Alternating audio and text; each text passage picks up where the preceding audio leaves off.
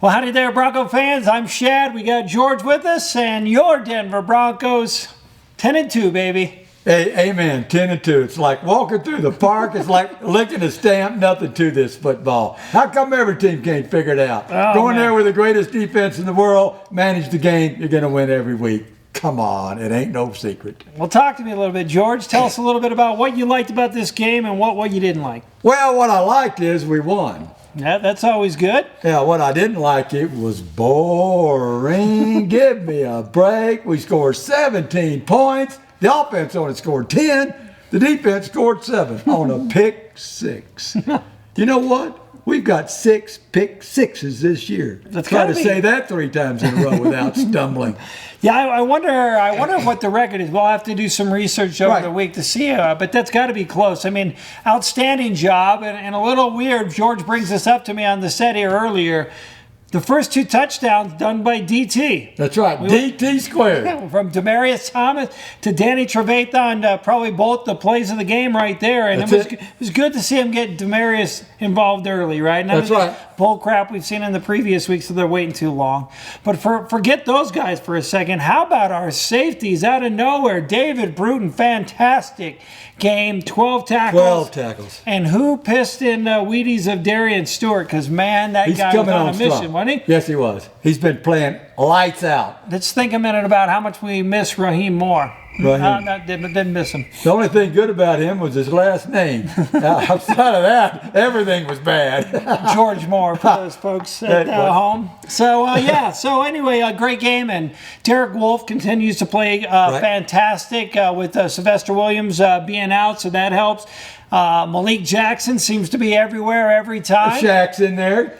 Busting everybody up. Shane Ray mixing it up there as well. Yeah, and who makes the big sack? And how about Von Miller? Oh, man, was he a raspberry seed in the quarterback's teeth, man. He was all over Phillip Rivers. Von Miller's incredible. It's so fun to watch him, and he gets into it. And I think we got through a whole game without any stupid penalties, no unnecessary, bull crap that we've seen in the previous week. So, no, fantastic job. So the Broncos, you mentioned quarterback managing.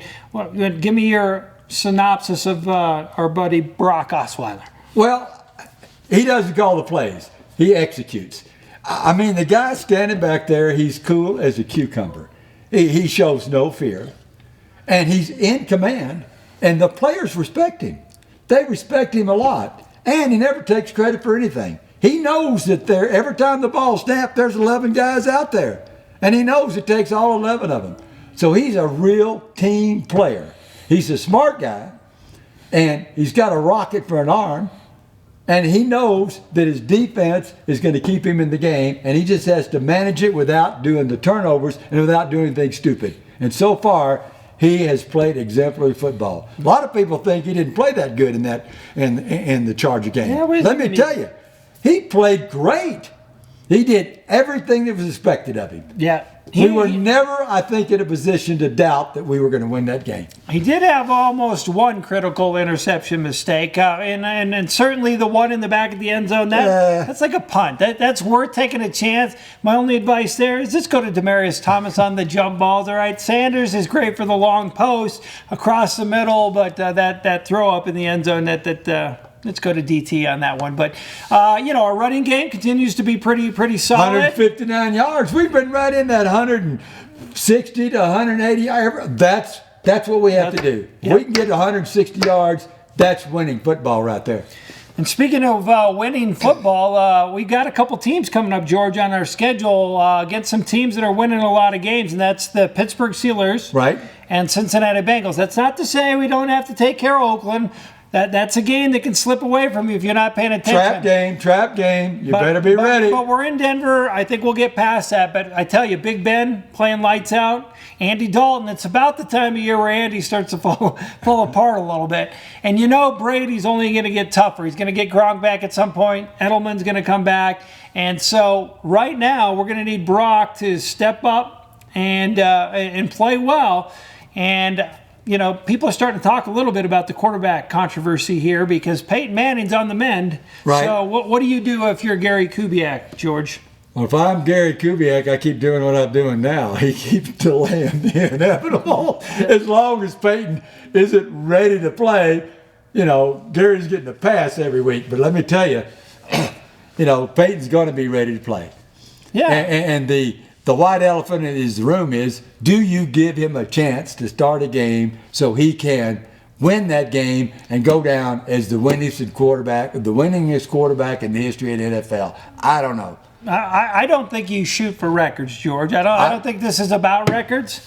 Well said. So I think what you do though is I want our cake and eat it too, right. George. Maybe I'm just a greedy guy, but right now it's very obvious that Brock isn't a better quarterback than Peyton Manning. No. He's better in this offense than Peyton Manning. Right. How hard is that for people to figure out? Well, that's just given. Yeah, so you're behind the center, you're rolling around, you got to roll out, you got a strong arm to keep them on it. And you got a running game because the running back's got more room to get started and find the hole. That's right. So nobody needs to be offended. All right, Peyton Manning, you're great. You're good. You can continue to be great, but not in this offense. Right. So here's what you do: let Brock start all those games. If we get to the end of the year, right? And we're going against San Diego the last game, and it's we don't need it. Right. We got home field locked up. Right. Then let Peyton play, shake off some of the bugs, right? Because he's been out let Brock rest. And let him rest and get ready for the playoffs. But right. Here's what you got to do. And Manning's getting paid about $1 million a week, sit around with the clipboard. So first of all, you got to put your big boy pants on, and you got to be willing to be a team player.